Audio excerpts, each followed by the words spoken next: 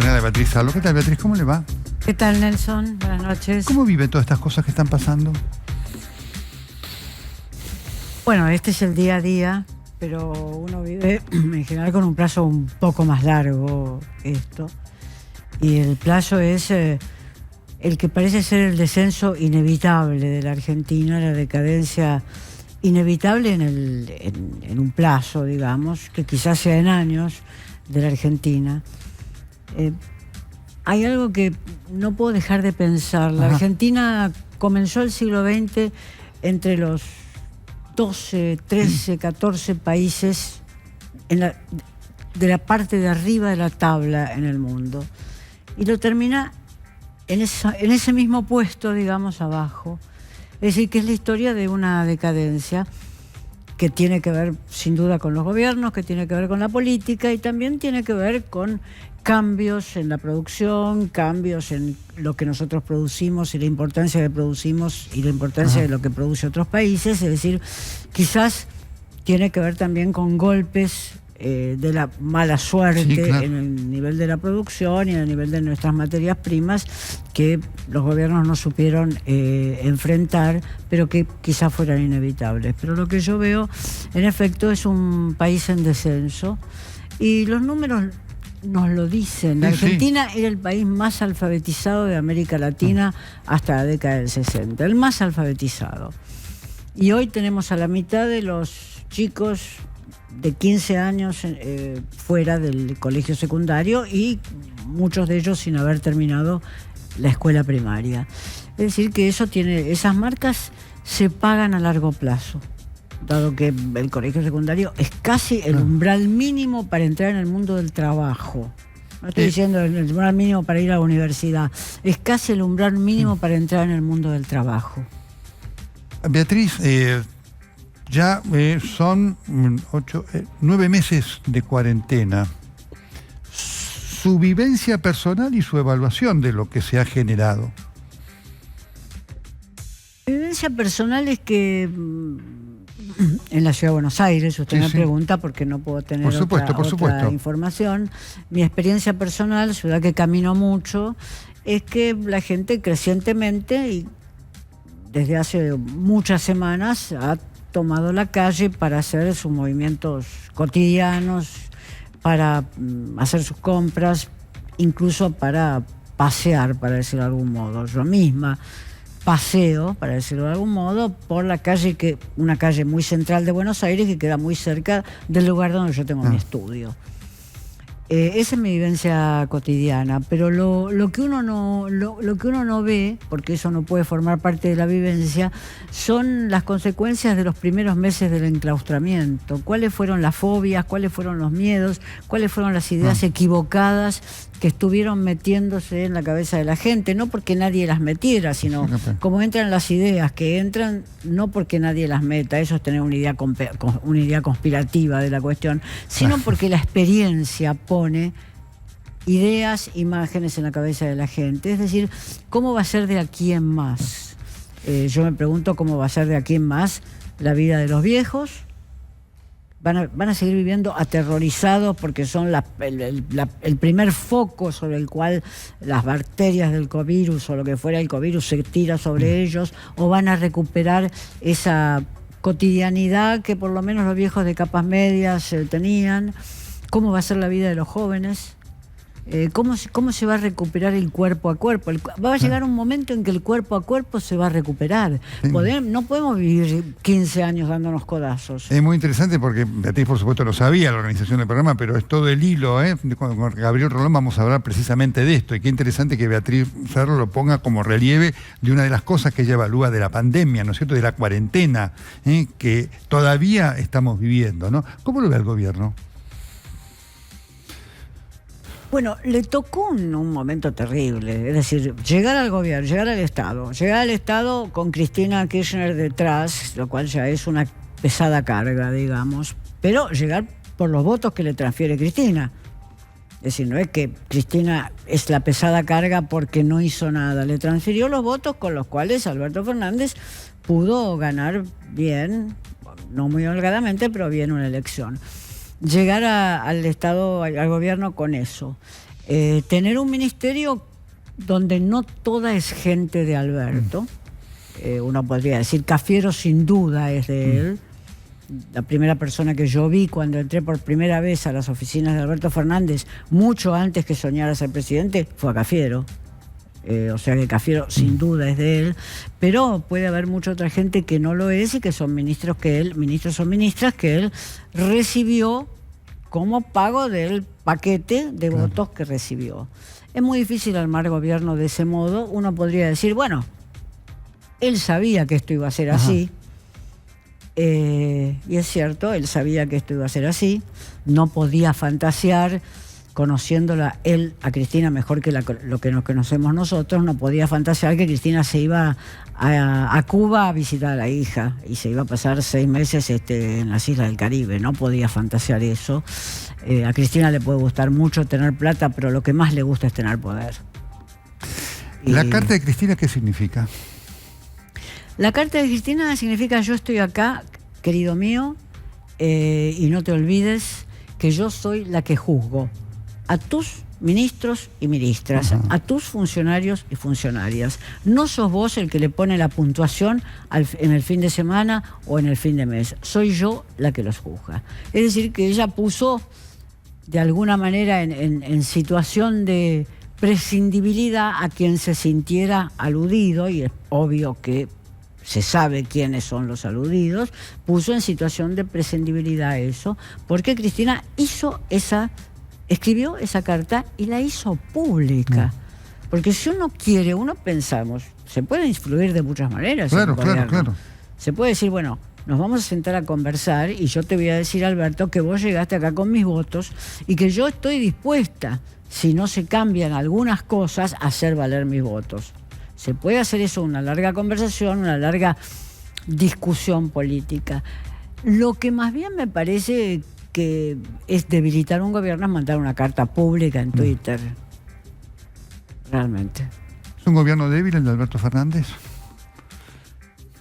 Me parece que no podría haber gobierno fuerte en la Argentina hoy, en primer lugar también por razones económicas. Es decir, lo que podemos ofrecer al Fondo Monetario es nada, lo que podemos conseguir como préstamos es nada, lo que debemos es mucho. Es decir, que por razones los empresarios no están dispuestos a hundir sus fierros, como se dice, a armar sus fábricas acá, porque piensan que los impuestos son muy altos. Yo a los empresarios les diría que miren las tablas de impuestos. En la Argentina los impuestos son más bajos que en Europa, que en Dinamarca, que en Alemania, etcétera. Pero no importa, no voy a discutir con los empresarios. Lo que quiero decir es que no hay nadie que esté dispuesto a hacer una movida a favor de este gobierno. Como uno veía, para poner el nombre del empresario, a Mendiguren apoyando activamente, piénsese lo que se piense de ese apoyo, apoyando activamente a Cristina en el Salón Blanco cuando Cristina nos propinaba esos interesantísimos discursos. A lo presidente, así es. Ahora, es notable esto que usted describe muy bien, porque va a cumplir un año el primer gobierno, quedan 3 de gobierno. Sí, en efecto, quedan 3. Digo, esas son... Uno pensaba que podían hacerse algunas transformaciones mayores, pero yo tampoco era demasiado optimista sobre lo que podía hacerse como transformaciones, porque vuelvo a... El diagnóstico que tengo de la Argentina, que quizás sea equivocado, tiene muy pocas posibilidades de maniobra. Sí, claro, no muy pocas. No hay capitalistas, empresarios interesados en invertir en la Argentina, no hay empresarios argentinos interesados en abrir ese camino, por supuesto no hay muchos empresarios extranjeros interesados, o sea, tiene muy pocas posibilidades de maniobra económica. Ahora, Beatriz, ¿y por qué frente a esto? Porque además también le quiero pedir una reflexión sobre la oposición, ¿no es cierto?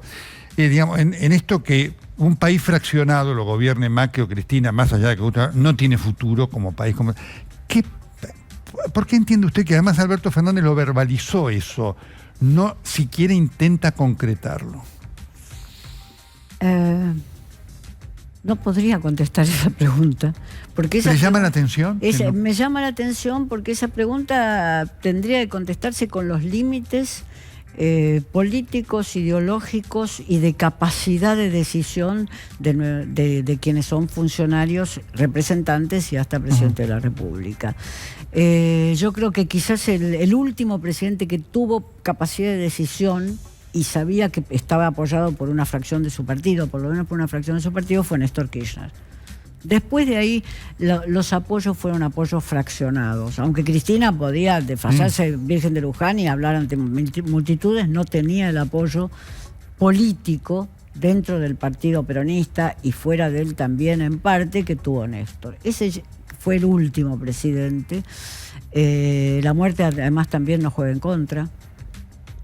Digo, si uno tuviera que hacer un contrafáctico, uno tendría que pensar, no porque yo fuera kirchnerista, pero uno tendría que pensar qué cosas se hubieran cambiado si Kirchner hubiera seguido. La muerte también juega en contra. No, sin duda, sin duda. Sobre todo cuando Kirchner no colaboró para que su esposa no fuera su sucesora. Correcto. Hoy el peronismo, ¿cómo lo ve? Si es que hay un peronismo, si es que hay algo como tal que se puede llamar peronismo. Y usted sabe que los que intentaron crear una nueva dirección o una nueva hegemonía, como se dice, etcétera, como Massa, fracasaron. Porque el peronismo tiene una larga tradición de organizarse desde el Estado. O sea, que el que está en el Estado, presidente de la República o como sea, es el que organiza las fuerzas. Porque además reparte el dinero con el cual Santiago del Estero hace su estadio. Claro. Hablemos ahí de el federalismo trucho de la Argentina, que nos llenamos la boca con la Argentina, país federal, y lo que es un país que vive... ¿De dónde saca Santiago del Estero para hacer ese estadio que usted describió con tanta precisión? Eso es dinero de la nación que va a una provincia y que va sin etiqueta. Es decir, porque le dan esa plata para el estadio y no para el hospital donde se puede atender esa chica que tuvo que ir prácticamente caminando con un cáncer en una pierna a atenderse en la provincia vecina. Entonces hablemos también de aquellos mitos que nos han llenado de orgullo durante mucho tiempo, que es el federalismo trucho de este país. ¿Cuántas cosas truchas tiene la Argentina, no? Sí, en efecto. Quizás debía retirar el adjetivo. Pero es toda una radiografía, digamos, de un país, porque hoy es muy afortunado lo que usted puso en perspectiva. Es decir, en general los países evolucionan, la Argentina involuciona, ¿no? Y parece que no importa quién gobierne, ¿no? Sí, si uno se compara con algunos otros países de América Latina, sin duda Chile sale de la dictadura militar y del pinochetismo más o menos por los mismos años que la Argentina y logra una organización política convincente. Uno debería decir que, bueno, hay elementos de la sociedad chilena que los argentinos a lo mejor cuestionaríamos mucho. Es una sociedad culturalmente muy estratificada, muy clasista desde un punto de vista. No estoy hablando de economía, sino del trato. Totalmente. Entonces, que los argentinos no soportaríamos, los argentinos estamos cómodos viviendo en una sociedad plebeya, donde a usted lo deben tutear por la calle, a mí también me tutean por la calle, y además de tutear, otros verbos parecidos, digamos. Entonces, pero que es una sociedad que por ese carácter muy estratificado ha logrado cumplir ciertos pactos. Una cosa que los argentinos parece que no logramos es suscribir un pacto y cumplirlo. Los chilenos, la concertación fue un pacto. Claro. Los partidos concertaron que se iban a alternar en el poder y eso se cumplió. Si uno mira Uruguay, el Frente Amplio se mantuvo. ¿Usted se imagina un frente formado por varios partidos de diferente dimensión y de diferente tradición política que se mantenga? No, impactante. A mí me resultó, es muy interesante el ejemplo. Esa foto, ese abrazo de Julio María Sanguinetti Mujica, a uno le genera una envidia absoluta. Eso en la Argentina hoy es imposible. Sí, y no porque Mujica haya sido piadoso con Sanguinetti, ni Sanguinetti con... No, de ninguna manera. Se pelearon y se pelearon de manera fuerte, como hay que pelearse en la política, porque eso de que todos cantamos una samba mirando los ojos, eso no es hablar de política. Pero hubo pelea, pero también está la idea de que los partidos se necesitan. Si uno quiere tener democracia, necesita tener este partido al cual uno pertenece y el otro. Porque si no, tiene que hacer régimen de partido único. Y como ninguno de nosotros quiere régimen de partido único, los uruguayos saben perfectamente que tienen blancos y colorados, después tuvieron blancos, colorados y Frente Amplio, y tendrán eso. La Argentina no parece haber resuelto ni siquiera esos problemas de reorganización partidaria. Mire usted lo que es el instante hipnótico en el cual vive el radicalismo después de haber hecho el pacto con Macri en el desdichado día de Gualeguaychú, donde le permitió a Macri ser presidente y al radicalismo quedar en estado hipnótico. Hipnótico no porque lo hipnotizaran Macri, sino que quedó... Sin duda. No quiero decir catatónico, pero bueno, es el otro adjetivo, pero usted me puede corregir. Totalmente. La última, Beatriz, si así como lo vio, la llamara el martes Alberto Fernández y le dijera, dígame algo, Beatriz, ¿qué me aconseja? ¿Qué le diría? Mire, yo he hablado con gente de gobierno, he hablado incluso con Alberto, que tuvo la gentileza de escucharme 10 minutos, he hablado con Belis, he hablado con Culfas. A todos les digo exactamente lo que usted está escuchando. Este es un país que ya fracasó, este es un país que está hecho pedazos, que estalló, que no podemos hablar de que hay grieta, acá no hay grieta, acá hay un estallido. A todos les digo exactamente esto que le digo a usted.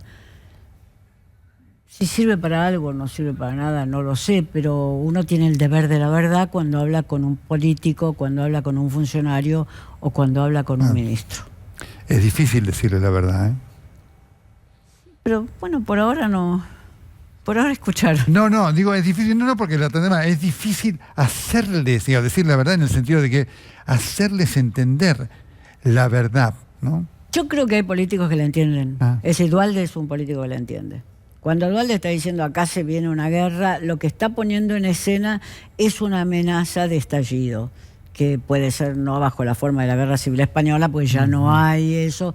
Quizás las fórmulas que él eligió del estallido no han sido las más adecuadas, pero lo que él está percibiendo en un hombre que conoce muy bien el territorio de la provincia de Buenos Aires, no creo que nadie le pueda describir la provincia de Buenos Aires a Duhalde, es que es un estallido, no es gente asaltando supermercados, no es eso que vimos en el 2001. Sino un estallido porque acá hay otro elemento, que es el elemento de la violencia que está circulando muy fuertemente abajo, además del hambre, además de las desigualdades, etcétera. Entonces, creo que Duhalde después retrocedió de eso, pero retrocedió porque fue muy atacado. En general, cuando la gente dice algo que describe de manera dura, es muy atacada, y eso sucedió cuando Duhalde dijo acá puede haber un estallido, puede haber un enfrentamiento, ¿no? Beatriz Arlo, gracias por su inteligencia y por su compromiso. Y gracias por tener este programa, Néstor. Muchas gracias. La vamos a tener, muy a menudo. Muchas gracias.